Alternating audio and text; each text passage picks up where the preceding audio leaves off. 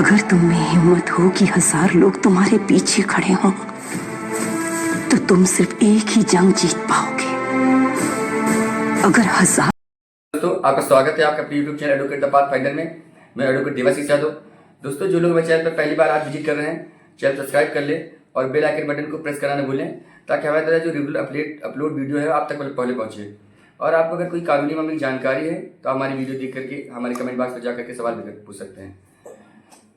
हम आपको, यदि आप किसी भी मुकदमे में आप गवाह हैं, कोई भी आपराधिक मुकदमा है, अदर फौजदारी का मुकदमा है, आप उसमें गवाह हैं, या फिर कोई सिविल सूट है इसमें आप गवाह बन गए हैं, तो एक गवाह के तौर पर आप कोर्ट में जब गवाही देने जाते हैं तो वह कौन कौन से ऐसे महत्वपूर्ण बिंदु जिनको आपको ध्यान रखना चाहिए।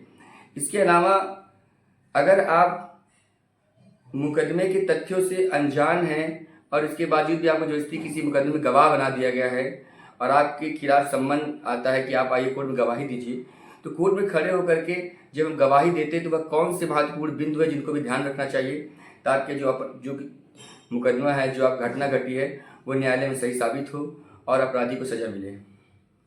सर्वप्रथम आपको खिलाफ जब भी आप किसी मुकदमे में आप गवाह होते हैं तो आपके नाम से एक सम्मान आता है कि न्यायालय पे हाजिर होकर के आप अपनी गवाही दीजिए।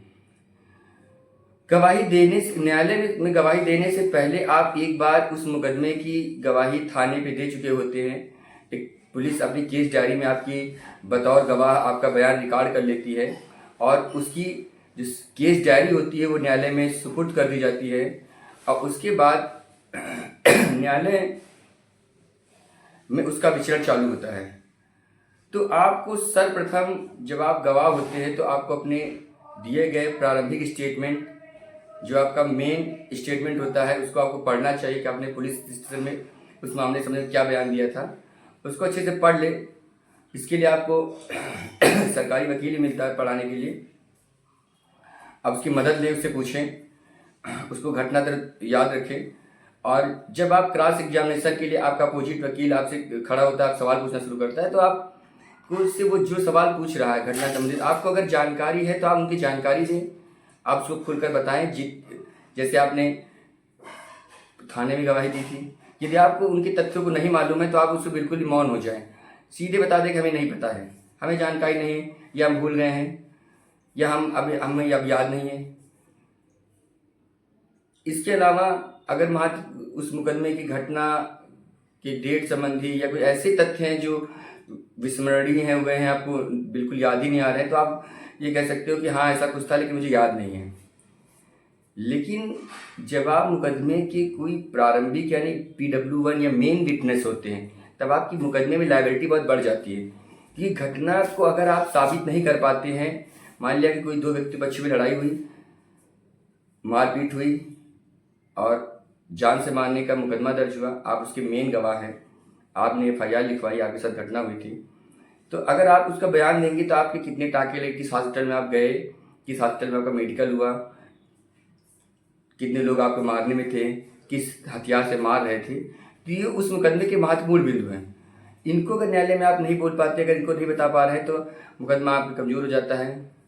आप मुकदमे को इनिशियल स्टेज में लगभग लोग कमज़ोर कर चुके होते हैं। तो पहले आप उस पुलिस स्टेटमेंट को जो आप दे रहे होते हैं उसको पहले अच्छे से पढ़ लें।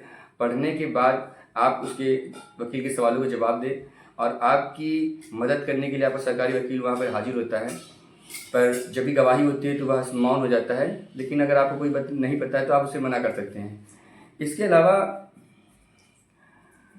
जब कोई बहुत हीनियस यानी बहुत बड़ा आपराधिक क्राइम यानी बहुत आपराधिक मुकदमा होता है, बहुत बड़ा गंभीर अपराध होता है, उसमें आप गवाह होते हैं, आप यहाँ पे नहीं रह रहे होते, कहीं बाहर होते हैं, आपके खिलाफ सम्मन आता है, बाहर से आते हैं, बार बार डेट लग जाती है, आप 3-4 बार आते हैं लेकिन आपकी गवाही नहीं हो पाती है, इस तरह से आप परेशान हो जाते हैं। उसके बाद आप आते हैं, ये मुकदमा बहुत साल पुराना हो गया है, तब आप जब उस मुकदमे के बिंदु को भूल जाते हैं, तो आपको न्यायालय टाइम देता है, आपने वकील की मदद से उसको पूरा पढ़ें, अच्छे से पढ़ने के बाद उसके तथ्यों को समझें और समझने के बाद अच्छे से उसके सवाल को सुनें। समझने के बाद आपको अगर वो चीज़ आती है, क्योंकि अपने मन से उसका जवाब नहीं देना है, जो आपने स्टेटमेंट रिकॉर्ड कराया था घटना के दौरान, उसी के आधार पर आपको बात करना है।